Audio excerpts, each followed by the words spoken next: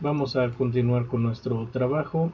Nos faltaría ver la última parte del cómo, que se refiere a la evaluación. Recordemos que tanto la realización como la preparación deben de tender y considerar siempre esta parte de la evaluación.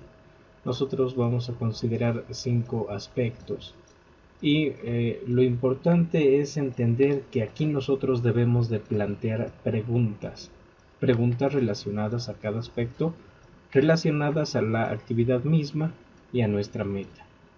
Entonces, aquí en Conquistas, en el primer apartado, ¿verdad? Tenemos que expresar cuantitativamente lo que se alcanzó, es decir, un número concreto. Entonces pudieran ser preguntas que nos hablen de esto, por ejemplo, cuántas familias se evangelizaron, cuántos padres y padrinos o madrinas asistieron al retiro. Otra pregunta cuantitativa puede ser, por ejemplo, cuántas personas fueron nombradas, por ejemplo, ministros que acudieron al curso, al taller.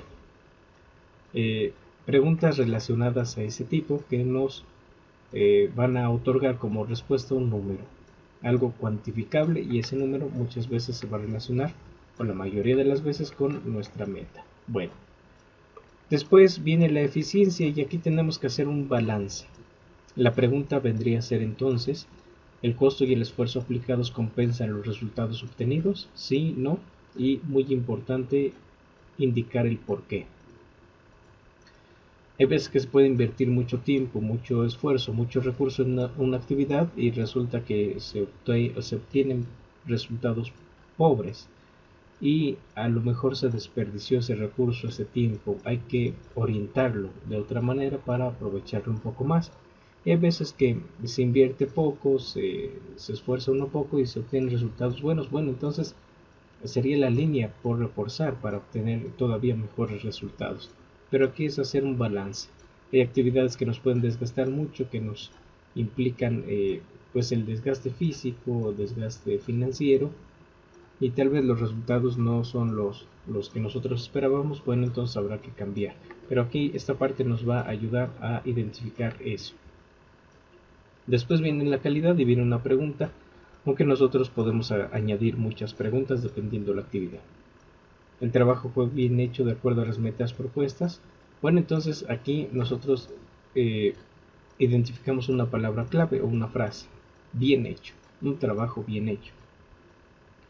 Entonces aquí la calidad se refiere tanto a aspectos técnicos como no técnicos. Por ejemplo, en el sentido técnico pues está el audio funcionó correctamente, las hojas o las copias que se entregaron son legibles.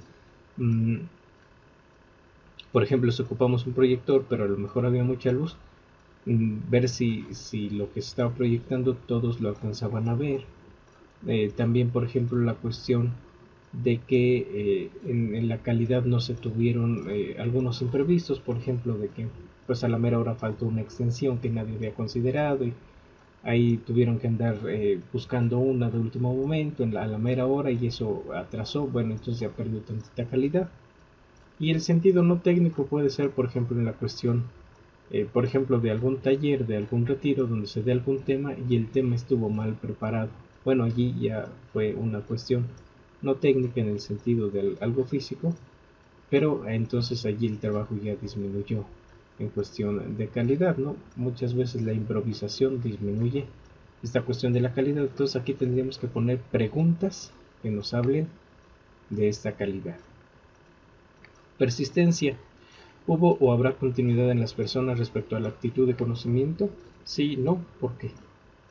Aquí es importante identificar estas dos palabras: hubo, en tiempo pasado. Es decir, tenemos que poner aquí también preguntas relacionadas, por ejemplo, si hubo un taller de 4 días. Bueno, si hubo persistencia en las personas de los 4 días. Puede ser que el primer día fueron 30, el segundo 25, el tercero 15 y el último nada más llegaron 4 o 5. No hubo ni persistencia ni continuidad.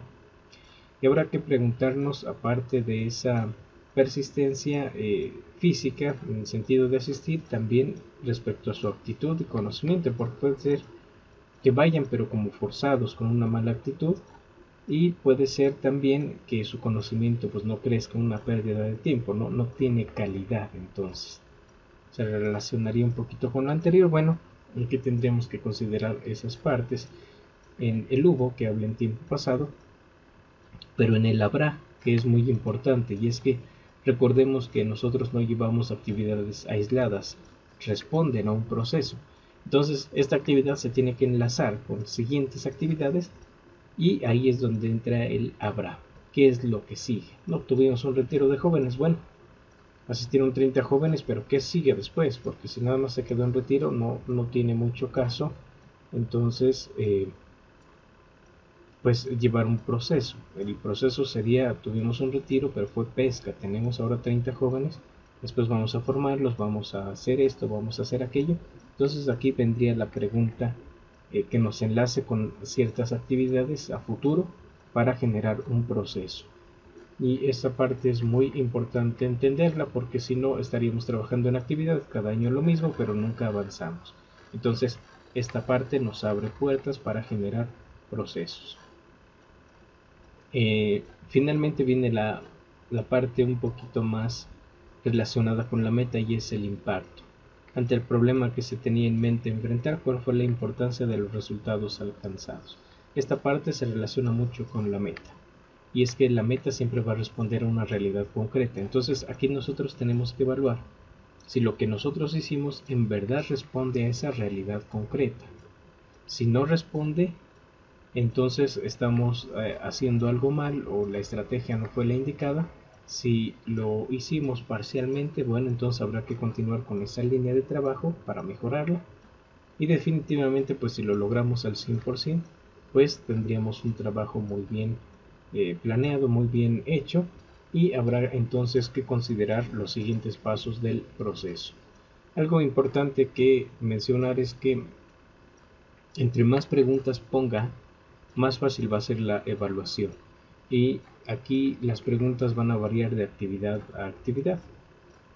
Como guía pueden tomar algunas que hemos presentado en el libro de programación de 2018, y ahí ustedes encontrarán algunas preguntas y podrán tomarlas como modelo, sobre todo citando a, por ejemplo, Escuela de la Fe, las de música litúrgica, pastoral social, al Virgen Dolorosa, que tienen preguntas bien planteadas. Entonces esas pueden servir como ejemplo. Y finalmente, para terminar esta parte de evaluación, importante entonces decir, como ya lo hemos dicho, que entre más preguntas es más fácil la evaluación, pero importante también pensar en cómo vamos a formular las preguntas. Las preguntas tienen que estar bien formuladas para que al momento de responderlas no encontremos nunca ambigüedades. Es importante entonces aquí no dejar espacio a cosas que puedan prestarse a la mala interpretación o a la ambigüedad, y entonces nosotros formular preguntas bien concretas relacionadas pues con nuestra actividad. Entonces esta parte de la evaluación es muy importante, porque esta parte la vamos a citar de una manera directa en nuestro formato de evaluación, en el cual responderemos estas preguntas. Aquí nada más vamos a formularlas. Pregunta: ¿cuándo vamos a responder las preguntas? Cuando nosotros en equipo evaluemos lo que trabajamos. Entonces esta parte sería como que muy importante, y hay que pensarle a veces un poquito, pero pues la finalidad que tiene esta parte es trabajar a conciencia.